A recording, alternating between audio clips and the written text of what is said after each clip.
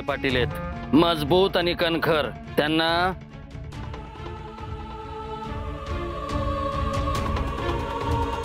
स्वतःसारखं समजायची चूक करू नका, महागात पडल.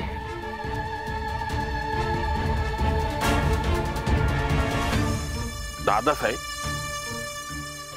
तुम्ही आम्हाला लईच अंडर इस्टिमेट करता राव. रियालिटी सांगतोय.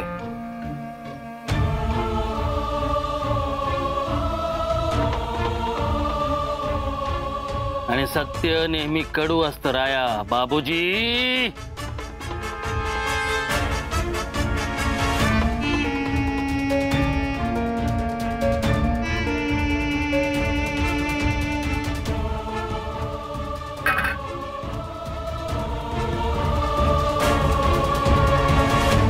केशव दादा, जेवणी साहेब, ऐका की, मी ना सुजित भाऊजींसाठी आमटी केली आणि चुकून सर्वेश दादांना सांगितलं की वरनं खोबरं घाला, तर त्यांना धावत जाऊन सांगा की खोबरं नाही घालायचंय, नाहीतर सुजित भाऊजींना लगेच कळेल की आमटी मी केली. हा, जावा जावा, लवकर जा.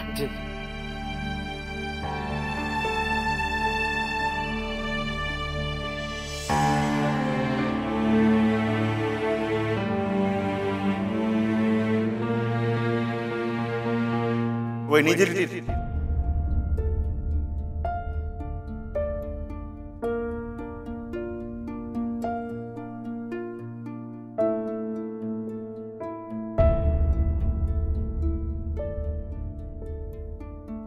काय काय म्हणलात?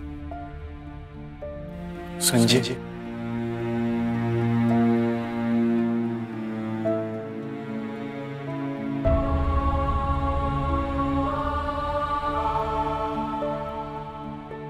काय म्हणलं तू? धाडगी संजय तूच आहे ना.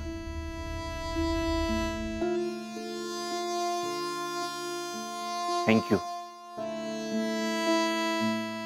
आणि सॉरी. गेले काही दिवस मी लई तिरसटपणानं लई वंगाळ वागलो तुझ्याशी. तू पटवून दिलंस की तुला माझी काळजी. आपणाला वाचून तू दाखवून दिलंस की तुला आमच्या नात्याची काळजी आहे.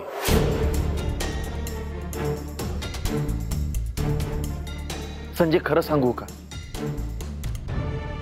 तुझी या लग्नाला मंजुरी नव्हती म्हणून मला लई त्रास झालाय. आपणाला वाचून तू जणू या लग्नाला ग्रीन सिग्नलच दिलाय.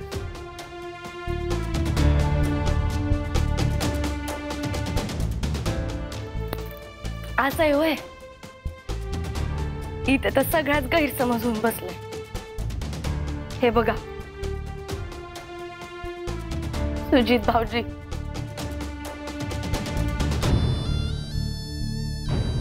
पहिली गोष्ट तर म्हणजे मी त्या पोरीचा जीव वाचवलेला नाहीये. खोटं बोलतेय ती तुमच्याशी. आता का खोटं बोलते याची कारण तुम्ही तिलाच विचार. आणि दुसरी गोष्ट म्हणजे त्या बदमाश पोरीसोबत तुमच्या होणाऱ्या लग्नाला माझा विरोध होता आहे आणि मी मरेपर्यंत तो राहील. मग काय व्हायचं ते होऊन जाऊ. कारण ती पोरगी ही एक नंबरची खोटारडी आणि लबाड.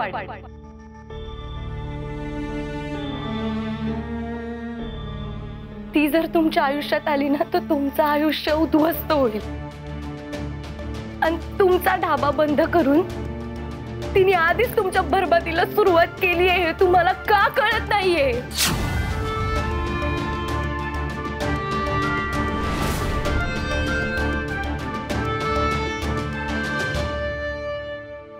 सॉरी, तुम्हाला अडवलं. सहन नाही झालं. बोला तुम्ही, बोला. आम्ही ठरवलंय, आम्ही तुमचं सगळं ऐकून घेणार. कारण तुम्ही आपणाचा जीव वाचवला. आता ते नाकारण्याची तुमची काही कारणं असतील पण ते जाणून घेण्यात आम्हाला इंटरेस्ट नाही. या जगात आमच्यासाठी एकच व्यक्ती खरी आहे, ते म्हणजे अपर्णा. बाकी सगळे खोटे.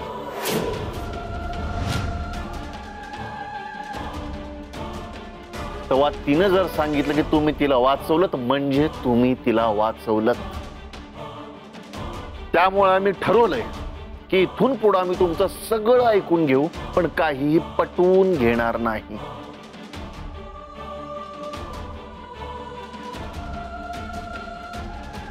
आमचं चुकलं. डिस्टन्स कमी करायला निघालो होतो. सॉरी. इथनं पुढं सुरक्षित अंतर ठेवू आम्ही.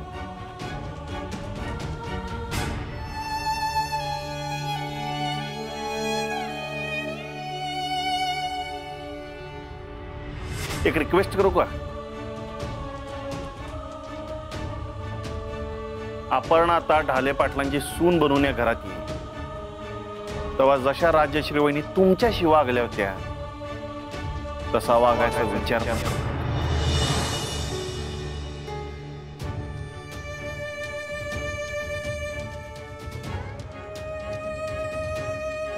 कारण त्यावेळी तुमच्या पाठीशी आम्ही होतो आणि आता ह्यावेळी अपर्णाची ढाल बनून तुम्हाला सामोरं जाऊ.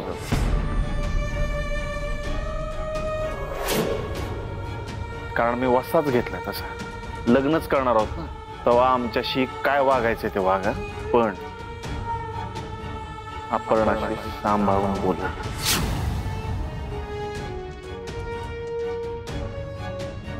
तुम्ही जाऊ शकता.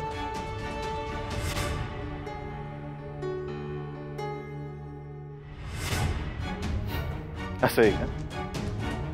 आमच्यावरच न आलं म्हणे. आम्हीच निघतो.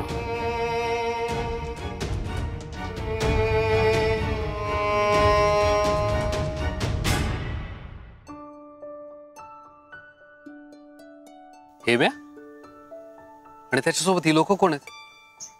दाजी एवढ्या लवकर आले पण? म्हणजे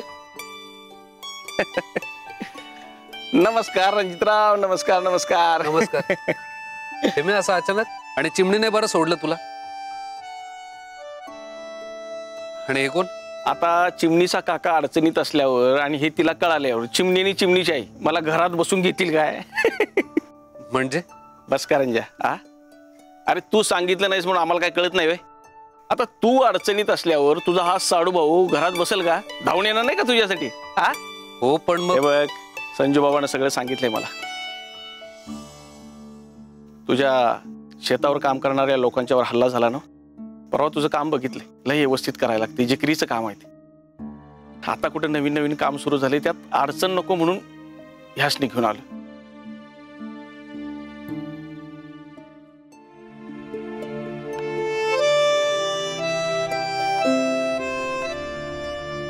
आमच्या गावाकडचे आहेत बरं का.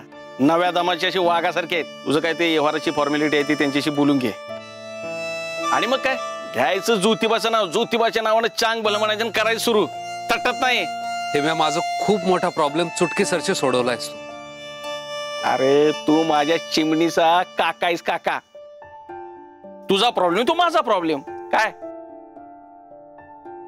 बोलूयात त्यांच्याशी. चल चल चल चल. नमस्कार, मी रणजित ढाले पाटील.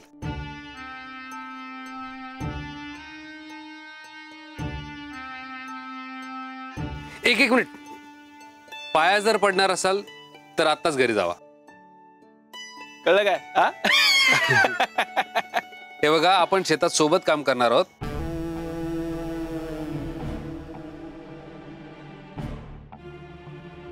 आणि तुम्ही मला काम करू देणार आहात. ही जर अट मान्य असेल तर ठीक, नाहीतर राम राम.